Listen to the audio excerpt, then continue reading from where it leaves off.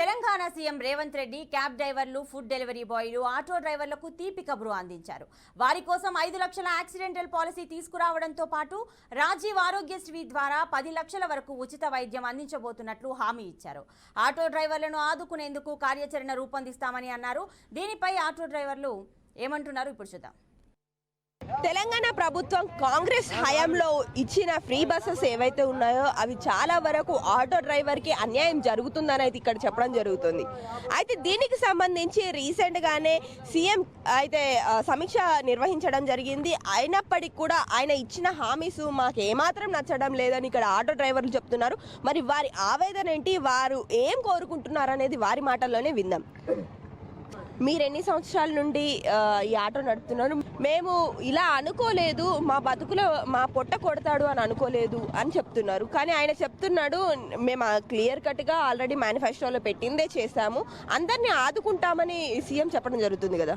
Bus ప్రయాణం free అని చెప్పారు. దానికి మేము దేని కాకపోతే ఏంటంటే మా ఆటోలలో కూడా ఒక చూపు చూడాలి.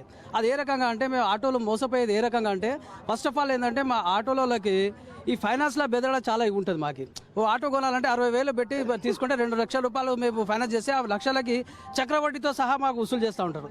అది కట్టాలి. ఒకవేళ మాకు ఆటో లేకుండా రెంట్ తీసుకున్నా 300-400 రూపాయలు రెంట్ కట్టి ఈరోజు మేము నడిపించాలి. మీరు బస్సు ఫ్రీ అంటే మాకు మ్యాక్సిమం మా ఆటోలో కూర్చునేది మహిళలు ఎక్కువ కాబట్టి షేరింగ్ పోయినా కూడా మహిళలు ఫ్రీ అన్నప్పుడు వాళ్ళు యాస్టీస్గా వాళ్ళు కూడా మిడిల్ క్లాస్ వాళ్ళు ఉంటారు. కాబట్టి ఆ బస్సులలో కూర్చో వాళ్ళు కూడా మిడిల్ క్లాస్ వాళ్ళే కాబట్టి వాళ్ళు ఏం ఆలోచిస్తారు, మాకు 20 రూపాయలు మిగులుతున్నాయని ఆ తపనతోటే వాళ్ళు వెళ్తారు. కానీ ఆటోలో కూర్చోదని వాళ్ళ మీద ఇది వ్యతిరేకంగా ఉండదు.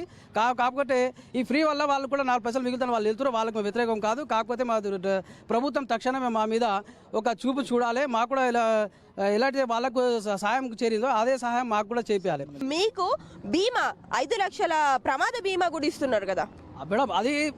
అదొక 5 లక్షల ప్రమాద బీమా చేసి మేడం. చచ్చిన తర్వాత ఇచ్చే లాభం ఉంది మేడం. బతికిన తర్వాత మేము బతికేది కాదు. మా ఇంటికల 5-6 మంది ఫ్యామిలీ ఉంటుంది. ఒక్కొక్క ఫ్యామిలీ మెంబర్స్ 5-6 మెంబర్స్ ఉంటారు.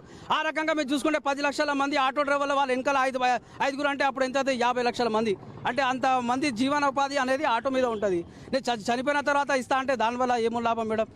మీ ఆవేదన ఏంటి అసలు, మీరేం చెప్పాలి? ఎందుకు ఈ ప్రీ పథకాలు పెట్టి మమ్మల్ని ఇబ్బంది పెట్టుడు? లేడీస్కు మేము వ్యతిరేకము కాదు వాస్తవంగా. ఎందుకంటే వాళ్ళకు ఫ్రీ పెడితే సంతోషమే, మనకు సంతోషమే. కానీ ఇక్కడ మాకు కష్టం అవుతుంది. మామూలు రోడ్డు మీద పడేసే ఉపాయం చేస్తున్నారు, భార్య భర్తలకు గొడవ పెట్టే ఉపాయం చేస్తున్నారు. రేవంత్ అన్న మీరు కొంచెం మన ఆలోచన చేయండి.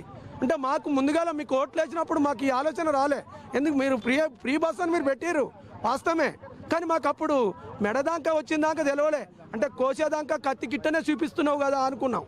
అంటే ఫ్రీ బస్ అంటే ఏదో రోడ్డు మీద ఓ 4 బస్సులు వేస్తారు, అన్ని బస్సులు నడతాయా అనే ఆలోచనతో మేము మనం పార్టీ అభిమానంతో అందరూ మిమ్మల్ని గెలిపిస్తే మీరు గదే పని చేస్తే ఇంకా మిగతా ప్రభుత్వాలు మీరు ఎప్పటికైనా ఆలోచించండి. సో ఇక్కడ మనం చూసుకున్నట్లయితే ఈ ఫ్రీ బస్సుల వల్ల కేవలం ఆటో డ్రైవర్లకే కాకుండా ఇటు భార్యాభర్తలకు అటు పిల్లలకు తండ్రికి కూడా గొడవలు జరుగుతున్నాయి.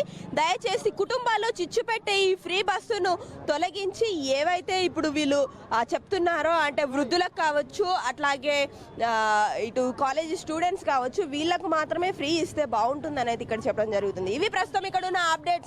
కెమెరా పర్సన్ శ్యామ్తో లిఖిత, BRK న్యూస్, హైదరాబాద్.